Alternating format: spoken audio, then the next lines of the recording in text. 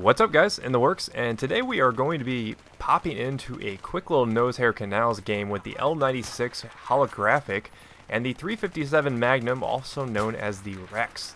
One of the revolvers in the game, and that's what we're going to mainly be talking about. But I actually joined this game right as we got the last objective on this particular set, and we're moving on to the next ones. But before we can do that, I get knifed to start it out, and yeah, that was a bummer, but he was a straggler that was stuck behind us. And you know, I spawned in, wasn't really sure where everybody was, so unfortunately I fell victim to the knife. But luckily we will get the last laugh because we spawn right back in and get some instant justice with the 357. And you know, 357 is a lot of fun. As we finish that guy off, we got to shoot him in the head to make sure he doesn't come back as a zombie, because we'd hate to see that happen. But it's a very interesting weapon. I really do like the Rex. I think that it's really good up close. I think that it kind of rivals the Magnum up close. The only problem is the Rex is very limited.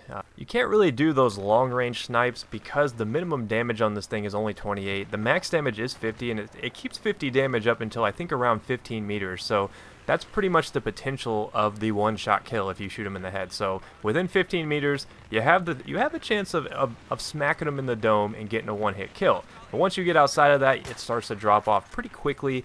Once you get down into that 28 damage range, you're not going to be killing people very quickly at all because it's going to take a lot of bullets. But up close, I really have no problem dropping people super quickly with the Rex, and that's what's awesome about it. If you miss with your L96, you know, you get that dreaded hit marker, which I'm getting quite a few right here. I need to be aiming a little higher, but I am a little bit rusty with the L96. It's been a while since I've used it, and I will be doing an L96 video here coming up pretty soon. I know a lot of you guys have been requesting that, so don't fear, it'll be coming. We're focusing on the 357 Magnum for today. But you know, the Rex is really good to finish someone off because 50 damage, most of the times when you hit somebody with a sniper rifle, it's doing more than 50 damage to begin with, so the Rex is going to finish them off no matter where you hit them. But the Rex's biggest advantage over the Magnum is definitely the fire rate. It can shoot 255 rounds per minute, as opposed to the Magnum, it can only shoot 160 rounds per minute. So that's a pretty big bump. I mean, you can fire off a lot more shots in a quicker time period than you could with the Magnum. And yes, I know they're both technically Magnums, but for whatever reason, Battlefield 3 calls it the 44 Magnum, so we're just going to refer to one as the Rex and one as the Magnum. But the Rex can outshoot it pretty quickly. You know, I've won a lot of battles with the Rex versus people who've had their Magnums out, so it can definitely compete with that. I don't think the fact that it has lower damage really hinders it that much.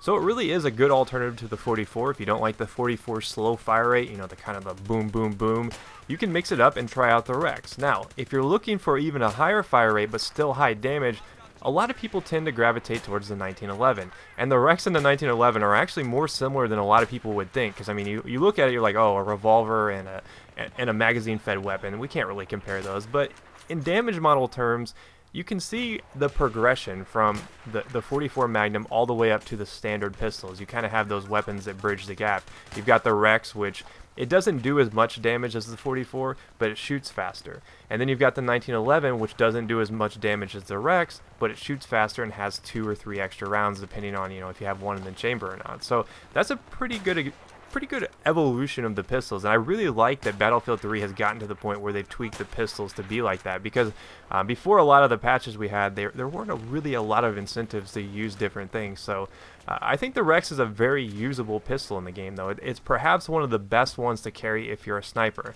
And my logic behind that is a lot of people would say, oh, 44 Magnum rules the day, but this can fire much faster. So if you get into a situation where you're up close, you know, everyone's up in your face, and all you've got is a bolt-action sniper, a lot of times if you get a hit marker or you miss, you want something that's going to be able to shoot off a couple rounds a lot faster before their automatic weapon can tear you up.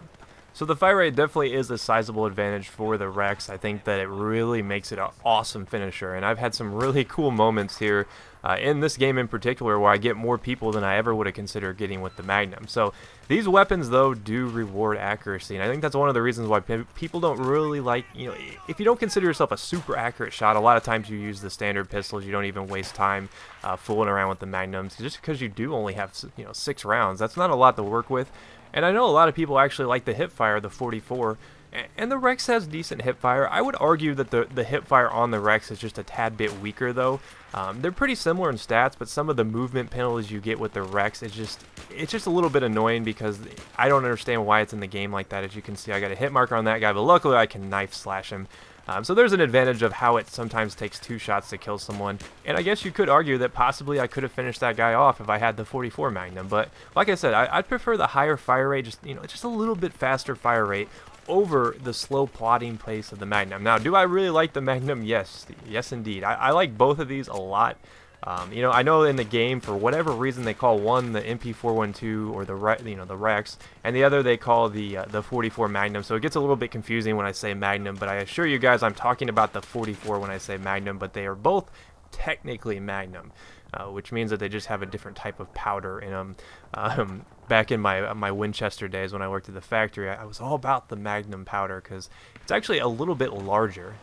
Just a little trivia fact for you: some of the different Magnum rounds are packed with a bigger powder weight. It's kind of hard to explain without actually knowing a lot about it, but there's some random gun trivia for you. So they pack more punch. To put it in layman's terms, they're going to hit you just a little bit harder. So let me know in the comments which sidearm you guys actually kind of gravitate towards. Maybe it's the 1911, maybe it's the 44. Heck, maybe you guys even like the Raffica, because that used to be the big thing after one of the first patches, which just made the Raffica just absolutely nuts. And I haven't really used that weapon a lot since then, so maybe I should revisit that since they brought it back down to earth. But I'm pretty curious to see what the majority of you guys use. Maybe you're a 1911 guy. I know I really like the 1911. It's hard for me to get away from that, but every now and then I'll put on the 44. Sometimes I'll put on the Rex. I don't know. It's just really a situational type of thing, but I found the Rex is a really awesome finishing weapon when you are sniping. But if you missed any of my past videos, here's a chance to catch up. Earlier today, I actually did a Battlefield 4 how to balance attack choppers video, so check that out if you're interested in my thoughts on attack choppers in Battlefield 4. And then I did a Crisis 3 video before that, so both awesome videos. Check those out, and I will see you guys next time. Peace.